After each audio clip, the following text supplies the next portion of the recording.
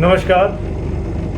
मुझे ऐसे देखकर चौंक गए होंगे ना आप। जी, ये डराने नहीं आया हूँ, चेताने आया हूँ। मास्क पहना हुआ हूँ मैं। कोविड हुआ नहीं है, पर एक बार फिर कोरोना का खतरा मंडराने लगा है। तो एहतियात बरतने में, सचेत हो जाने में, अलर्ट हो जाने में कोई दिक्कत नहीं होनी चाहिए।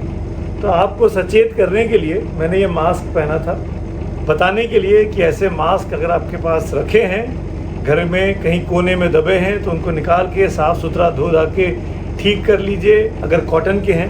नहीं तो अगर मेडिकल मास्क हैं N95 जैसे, और वो कहीं आपने छुपा के रख दिए हैं, दबा के रख दिए हैं, तो उनको साथ रखने में अब कोई परहेज़ आपको नहीं करना चाहिए। एक बार फिर कोविड का खतरा मंडरा रहा है। 2 दिन पहले मुंबई से खबर आई कि वहाँ के एक अस्पताल में 2 कोविड के मरीजों की मौत हो गई। दक्षिण भारत के कुछ शहरों से खबरें आई हैं कि वहाँ कोविड के केस रिकॉर्ड किए गए हैं, बेंगलुरु से, चेन्नई से।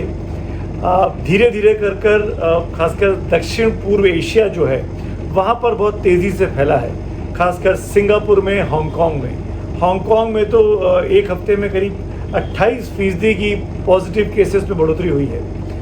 करीब 31 लोगों की मौत भी रिकॉर्ड की गई है वहाँ पे। इसी तरीके से सिंगापुर में भी केसेस बढ़े हैं। थाईलैंड और चीन दोनों जगहों पर भी हाई अलर्ट कर दिया गया है, वहाँ पर भी एहतियात बरतना शुरू हो गया है। ये सब मैं आपको अपने इस YouTube चैनल पर इसलिए बता रहा हूँ कि मैं चाहता हूँ कि आप लोग सचेत होकर रहें। ये महामारी एक बार फिर हमारे दरवाजे पर दस्तक दे रही है।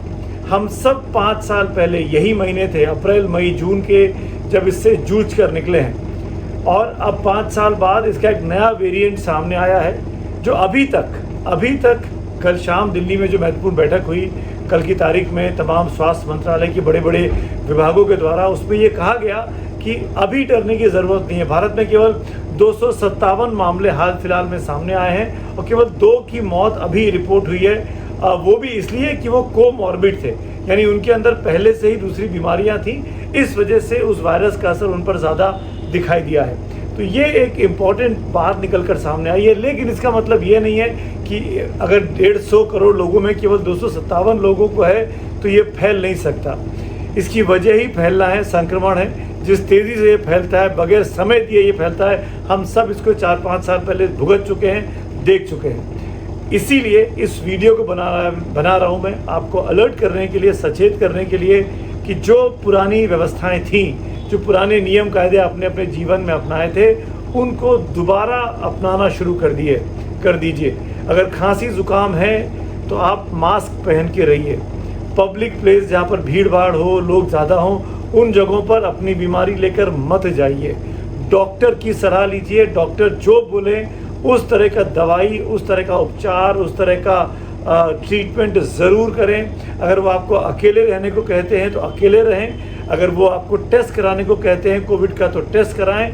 और मैं फिर से कह रहा हूँ, हम ज़्यादातर लोग अब कोविड का टीका लगा चुके हैं, तो सबके अंदर प्रतिरोधक क्षमता है। किसी के अंदर ज़्यादा है, किसी के अंदर कम है। जो लोग पहले से फेफड़े की, दिल की, किडनी की बीमारियों से ग्रसित हैं, उनके लिए थोड़ा सा ज़्यादा चिंता की बात हो सकती है। लेकिन बाकी जो पेशेंट्स हैं, जो साधारण है, नॉर्मल है, वो बड़ी आसानी से किसी भी सर्दी जुकाम या फ्लू की तरह इस बीमारी को एहतियात बरत कर हटा सकते हैं। तो एहतियात बरतने की ज़रूरत है। साफ़ सुथरा रहिए, हाइजीन रहिए, हाथ को धोते रहिए, चेहरे पर जो रुमाल लगाएं, मास्क लगाएं, वो साफ़ सुथरा हो, किसी के द्वारा और इस्तेमाल ना किया गया हो।